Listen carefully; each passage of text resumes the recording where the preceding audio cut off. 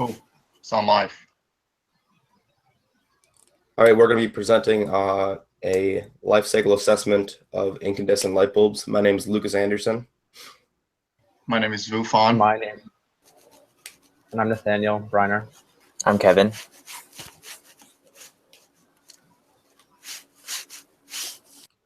So up until a few decades ago, we had little to no incentive to purchase different types of light bulbs other than incandescent light bulbs. There was rarely a second thought put into what kind of light bulbs we chose for our homes and businesses. Today, we are able to see many options to choose from in the light bulbs, and our light bulbs are able to achieve better efficiency, monetary savings, and green impact for our world. As time goes on, incandescent light bulbs are slowly being phased out due to their inefficiencies and being replaced by more sustainable.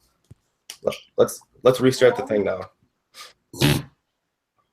Hey everyone. Wait, what? Let's restart it now that Angela's here. Oh, sweet, perfect. This is why I'm gonna edit the video out. Oh, well, we can go now like 3, 2, 1, and then start. Oh, okay.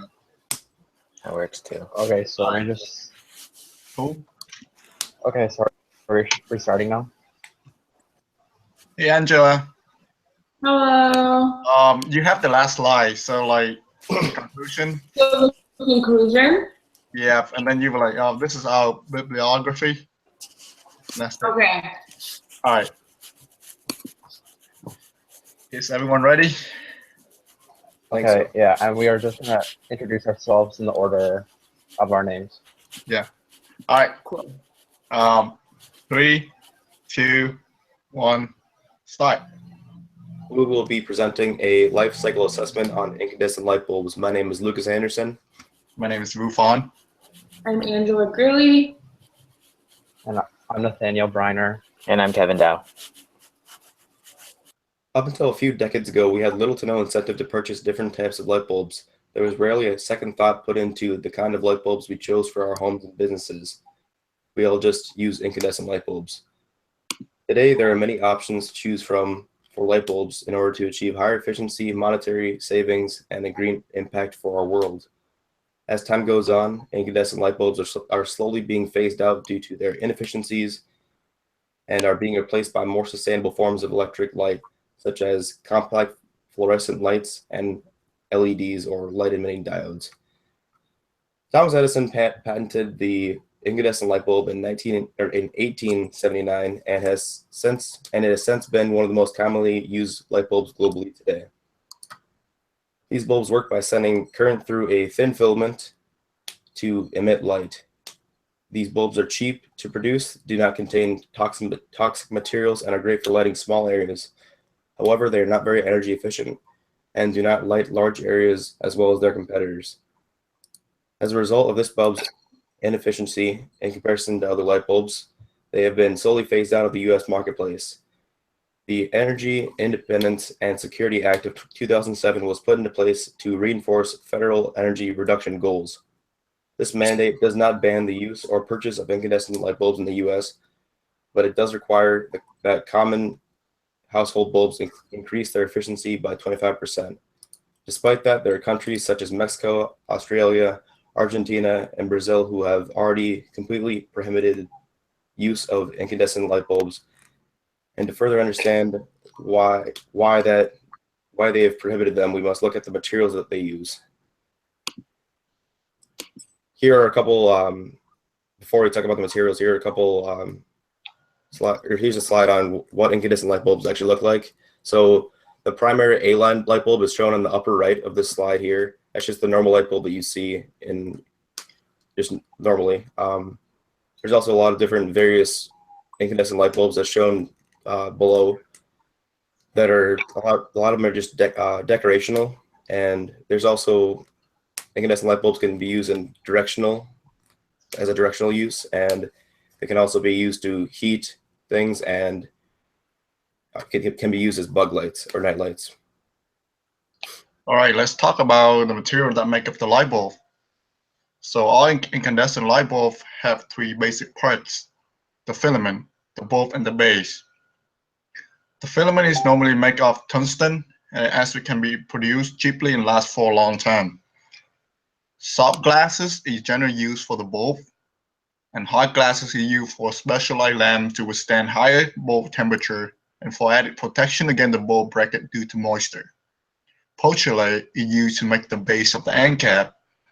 Once the filament, the base, and the bulb are made, they are fitted together by machine in a simple manufacturing process. So let's talk about the manufacturing process.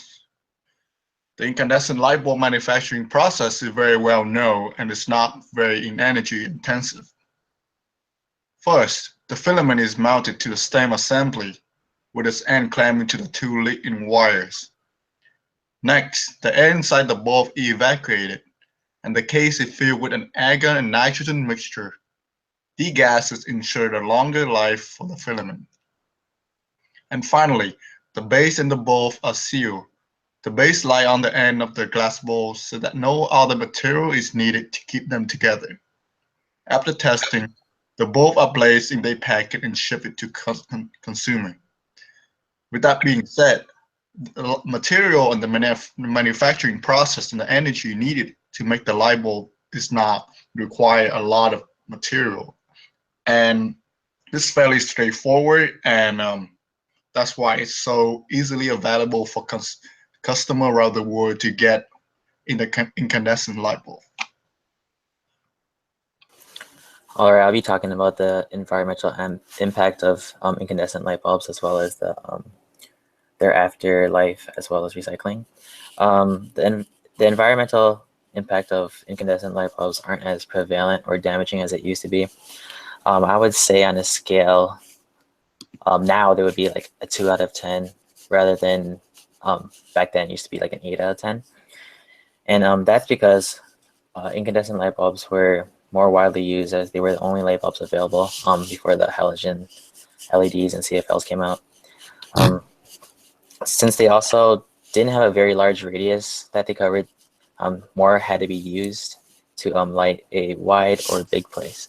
And as you can see here with the numbers, so for a regular 60-watt light bulb, and for 1 day, 24 hours, that's 1.44 kilowatts per hour, and that's roughly equal to 0.798 kilograms of CO2 emissions per 60-watt light bulb, and that adds up if there's a ton of them. So yeah, back then it used to be more prevalent as an environmental impact, but now since we have more efficient light bulbs like LEDs, it's not as damaging as it used to be. And yeah, the impact is mainly due to the fact being that it only uses 10% of the energy or the electricity, and the other 90% gets lost or emitted as heat. And then recycling wise, there isn't really any special needs to recycle incandescent light bulbs. They can just be thrown in the trash.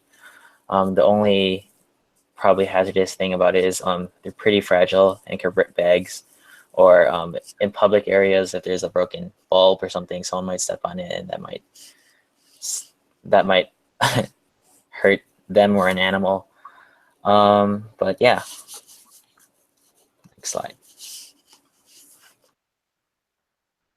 And traditional incandescent light bulbs will be phased out and replaced.